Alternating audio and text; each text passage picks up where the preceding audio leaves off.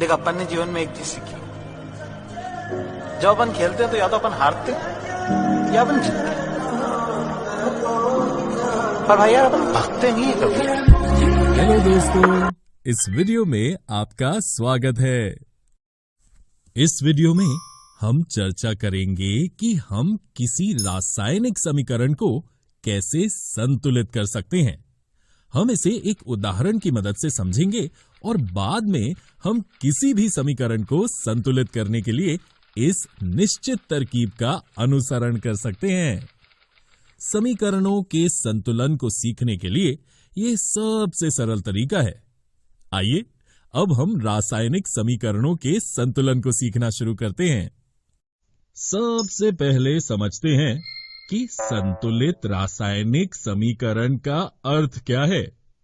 वास्तव में संतुलित रासायनिक समीकरण में रासायनिक अभिक्रिया के पहले एवं उसके पश्चात प्रत्येक तत्व के परमाणुओं की संख्या समान होनी चाहिए। ऐसा कहना गलत न होगा कि किसी भी रासायनिक अभिक्रिया में द्रव्यमान का ना तो निर्माण होता है और ना ही विनाश। आइए हम उदाहरण द्वारा संतुलन विधि को समझते हैं। आयरन की प्रतिक्रिया पानी से करें जो आयरन ऑक्साइड और हाइड्रोजन पैदा करता है। इस रासायनिक अभिक्रिया में तीर के निशान के दोनों ओर के तत्वों के परमाणुओं की संख्या की तुलना करेंगे। जैसे कि आप देख सकते हैं, आयरन के LHS में 1 तथा RHS में 3 परमाणु हैं। हाइड्रोजन के LHS और RHS में 2 परमाणु हैं तथा ऑक्सीजन के LHS में 1 और RHS में 4 परमाणु हैं।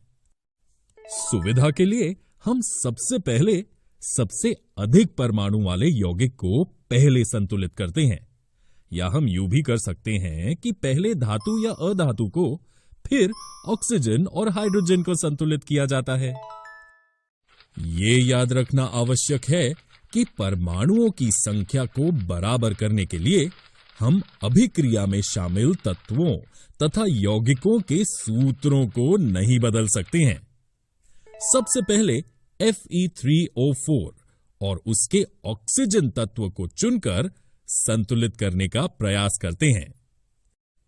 ऑक्सीजन परमाणु को संतुलित करने के लिए हम 4 गुणांक लगाकर 4H2O लिख सकते हैं, लेकिन याद रहे इसे हम H2O2 या H2O the whole 4 इन तरहों से नहीं लिख सकते। Fe तथा H अब भी संतुलित नहीं है। LHS में Fe का 1 और RHS में 3 परमाणु हैं तथा H के LHS में 8 4 गुणा 2 तथा RHS में 2 परमाणु हैं। तो हाइड्रोजन परमाणु को संतुलित करने के लिए दाईं ओर H2 अणु की संख्या को 4 कर देते हैं। अब Fe को संतुलित करने के लिए बाईं ओर हम Fe के 3 परमाणु लेते हैं। अंत में इस संतुलित समीकरण की जांच करते हैं। Fe के तीर के दोनों ओर 3, हाइड्रोजन के 8 तथा ऑक्सीजन के 4 परमाणु हैं। अब समीकरण के दोनों ओर के तत्वों के परमाणुओं की संख्या बराबर हैं। अतः ये समीकरण अब संतुलित है, अर्थात द्रव्यमान का ना तो निर्माण हुआ और ना ही विनाश। इसलिए अभिक्रिया के पहले एवं उसके पश्चात प्रत्येक तत्व के परमाणुओं की संख्या समान है। दोस्तों, जैसा कि हमने बताया कि समीकरण संतुलन सीखने के लिए कड़े अभ्यास की आवश्यकता होती है, इसलिए आप इसका अधिक से अधिक अभ्यास करें। इसके लिए हम आपको कुछ असंतुलित समीकरण दे रहे हैं। वीडियो को रोककर इनका बताई हुई विधि से संतुलन कीजिए और फिर अपने उत्तर का मिलान कीजिए। इस अभ्यास के बाद आप किसी भी समीकरण को स्वयं सरलता से संतुलित कर पाएंगे।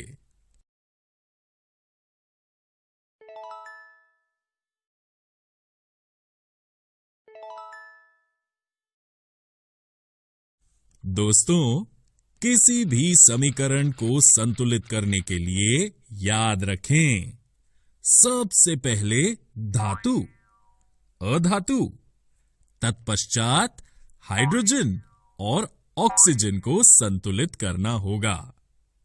आशा करते हैं कि इस तरकीब से आप कठिन से कठिन समीकरण को सरलता से संतुलित कर पाएंगे।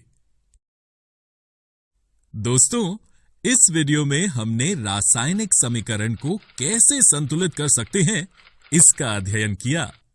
अगले वीडियो में हम रासायनिक अभिक्रियाओं के प्रकारों के बारे में जानेंगे।